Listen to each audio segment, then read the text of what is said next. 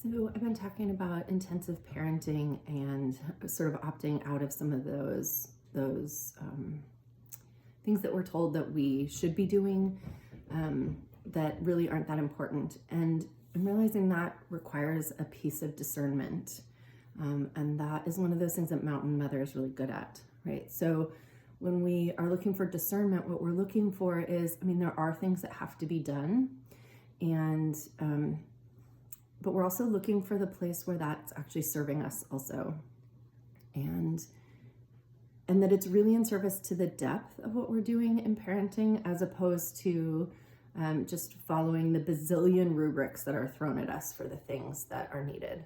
And our discernment is, what of those things do our individual children really need? And what do our children need from us as we're parenting? I think there's this idea in intensive parenting that the kid needs everything that they could possibly receive in their whole lives by the time they're like 5, or by the time they go to middle school, or by the time they graduate from high school, right? And the truth is, we learn through our whole lives. And sometimes some of those things that we learn are best learned from somebody outside of our family. So like being able to discern between the things that we need to teach them, the things we need to be present for, and the things that they need in general is also an important discernment.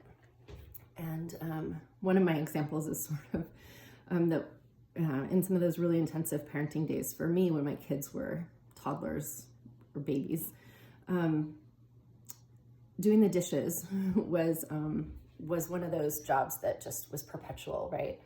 And I remember kind of having a little meltdown over doing the dishes, where I would do the dishes, and literally before I was finished, like, the kids would be dumping more things into the sink.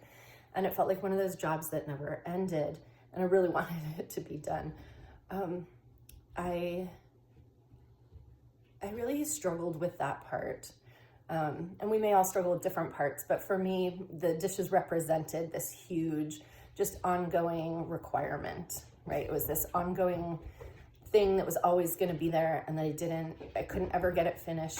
And so I had to decide, what was the best way to approach this? And what I ended up doing was, instead of seeing it as a chore where I was constantly cleaning up after my children, I decided that it was still an important thing to do, and that the reason that it was important was that I wanted all of us to have clean dishes to eat off of, right? So that it was important to me that I was doing a thing that all of us needed and required, and I was willing to do that job even though I hated it. To this day, dishes is still one of my least favorite jobs to do. But that I had to find the place where that was worthwhile, and the discernment that I was in fact the one who was available, that it was something that needed to be done, and that it was actually something that on some level I wanted it to happen, right? And so I might not want to do the dishes, and again, a discernment. I didn't want to do the job, but I wanted the end result and felt that it was important and necessary. And I think for me, that was a great place to kind of fall apart around, because it was so easy to see how it was necessary to do. But that my change in attitude about it, or my change in what I felt like I was doing at that moment, made the task easier. And I think, so there were all bits of discernment in there about, did I want to do it? No. Did I want it long-term? Yes. Who benefited? My family did. Therefore, it was a worthy task.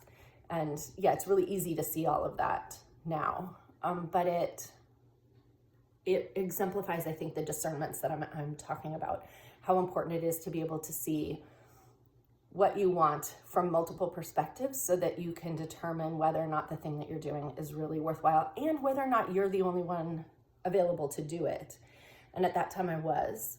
And then because it was a job I hated, over time it was something that I recruited assistance with, right? So things change over time. We get to continue to make decisions about what's important to us and what's the most important thing that we could be doing at any moment, versus something that we can hand off or get assistance with in another way. So hopefully that helps in this place of intensive parenting, where it feels like really the experts are saying we have to do all this stuff, or our kids aren't going to grow up I don't know, emotionally healthy, or I don't know, they're not going to get all their needs met. And I think that the ways that we can use that discernment process to determine what it is that we really do need to do, and what things we really need to fight for is a helpful thing. So I invite you to consider further than like, do I want to do this in this moment, into how important is it that this thing gets done, and am I the only person who can do it, is available for it in this moment. So hopefully that helps you kind of do some of that fine sorting. It's a little like in the fairy tales, you know, the sorting of the poppy seeds from the dirt. Sometimes initially it's very hard to tell what the difference is. And the more we let ourselves kind of ask ourselves these questions, the easier that it gets. So good luck out there.